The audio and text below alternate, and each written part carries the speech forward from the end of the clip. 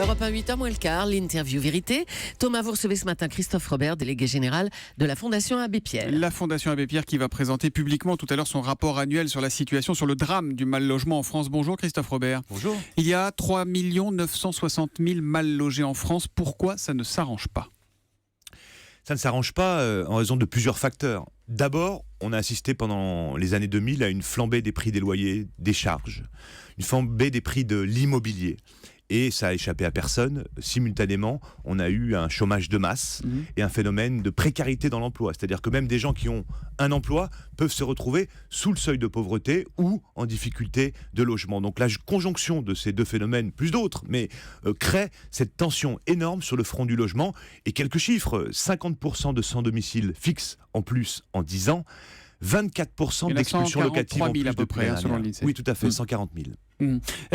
C'est un chiffre, ce sont des chiffres impressionnants. Qu'est-ce que vous mettez, juste pour qu'on comprenne bien, derrière cette notion de mal logé ? On parle de quoi précisément ? C'est quoi un mal logé ? Alors mal logé, ça peut être sans logement tout court, sans logis. Des sans-domicile en particulier. Ça peut être aussi des personnes qui vivent dans des caves, qui vivent dans des parkings, qui vivent dans des campings à l'année. Et puis ça peut être des gens qui ont un logement, mais soit il est dangereux, il est pourri, soit ils sont en situation de surpeuplement. Par exemple, 8 personnes dans 15 mètres carrés. C'est pas des bonnes conditions de logement pour la scolarisation des enfants, c'est pas des bonnes conditions de logement pour la santé de l'ensemble de la famille. Ça ne concerne vraiment que la frange la plus pauvre de la population, ou ça concerne aussi des classes un peu moins défavorisées, voire parfois des classes moyennes, le mal logement aujourd'hui ?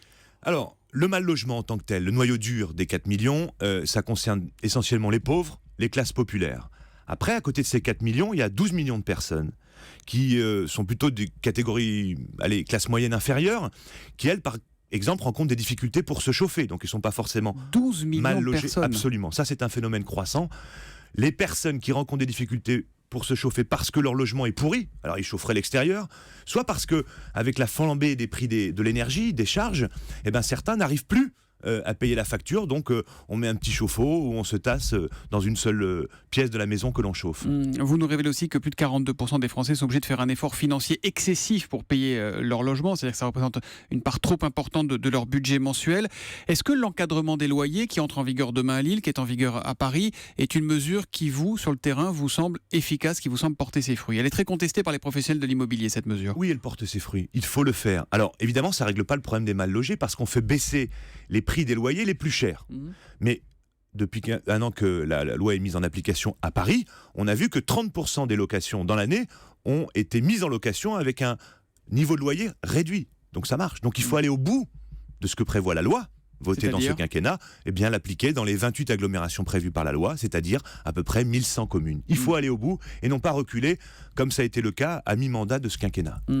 Comment vous le jugez, ce quinquennat, le bilan ? Parce qu'il y a quand même eu des choses de fait, la loi Allure, donc sur l'encadrement des loyers notamment, la loi Égalité-Citoyenneté, l'accélération de certains projets de construction, sur les obligations de logements sociaux pour les villes, ça progresse quand même plutôt, il y a des préfets qui réquisitionnent des terrains. Comment vous jugez le bilan de François Hollande qui avait fait de la lutte contre le mal logement une de ses priorités ? On peut ajouter la loi de transition énergétique. On a vu François Hollande hier pour lui remettre ce 22e rapport de la Fondation Abbé Pierre. On dit qu'en fait, un certain nombre de choses ont été faites. On ne peut pas dire que rien n'a été fait. On a vu les nombres de places d'hébergement augmenter, le budget de l'hébergement augmenter. Simplement, c'est comme pour le chômage. Il y a des choses qui ont été faites. Il y a des choses qui ont fait l'objet de reculades, de renoncements, comme l'encadrement des loyers quand même, comme la garantie universelle des loyers, pour permettre d'avoir aux personnes qui n'ont pas de caution une solution pour trouver un logement. Mais clairement, ça n'a pas suffi. Ça n'a pas suffi. Et nous, on pense que, et c'est le plan qu'on proposera aux candidats à l'élection présidentielle cet après-midi, que si on met le paquet, en actionnant notamment 6 leviers principaux, on peut sortir du problème des sans-domicile dans notre pays en 5 ou 10 ans, selon les territoires. C'est évidemment pas la même chose à Paris ou à Clermont-Ferrand. En 5 ou 10 ans, on peut régler le problème, plus de sans-abri. On présente aujourd'hui 200 pages avec des exemples européens, des exemples qui marchent bien aussi en France. Alors, il faut qu'une partie plus importante des attributions de logements sociaux, 500 000 logements sociaux attribués par an, soient réservés aux plus modestes. Une partie seulement, mais une partie quand même. Qu'on fasse vraiment 150 000 logements sociaux par an. Et pas n'importe quel logement social, à des niveaux de loyer bas.